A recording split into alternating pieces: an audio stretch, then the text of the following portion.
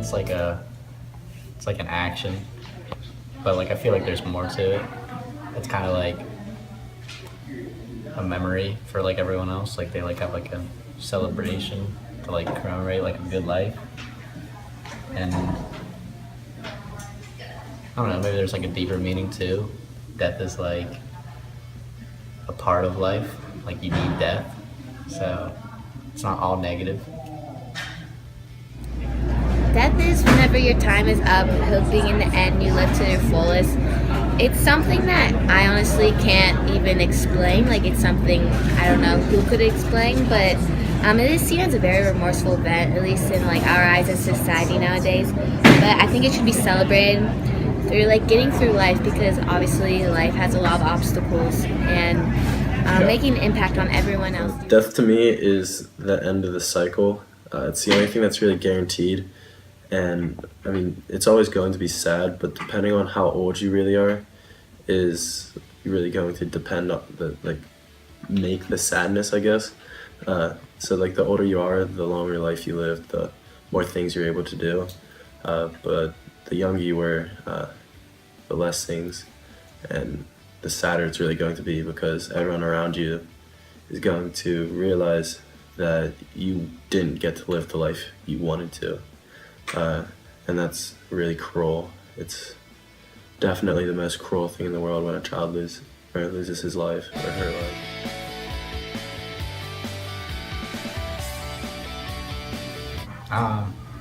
My grandfather died along with my great grandma. Not recently. I mean, a couple of years ago. And at first, it's harder on family. You know, you got like my grandma. I think that's the hardest part for me is like seeing the spouse of the dead person because like they live with them for so long and then they're just like alone. Like my grandma, she just like works now even though she's like all old. So it like sucks. You feel bad. I mean, you feel bad for the person that's dead, but like you feel more bad for like their closest like friend. It's like it's their best friend and now they're just gone. They don't really ever know what to do because like it's almost like their other half. Both my grandparents died, and I think it was like something that was actually like very scary to me because I never heard of anything like close to me being dead. So my mom was on the phone and she said my grandma just died, and I just lost it. I didn't know what to do. I was like, this was something new to me, and I know my mom is still affected by it every day, especially for Mother's Day. She's crying all the time. My dad lost both his parents when he was in his early 20s, so that probably explains why he's very immature. But like at the same time, like I can tell that he's living his life for his parents. Like, so last year, my grandpa, or step-grandpa, passed away. He died of a stroke, and I mean, since he wasn't really my grandpa, it didn't really hit me as hard as it hit everyone else. But just seeing his kids and his grandkids, and even my family, who, I mean, he was the only grandpa I really knew.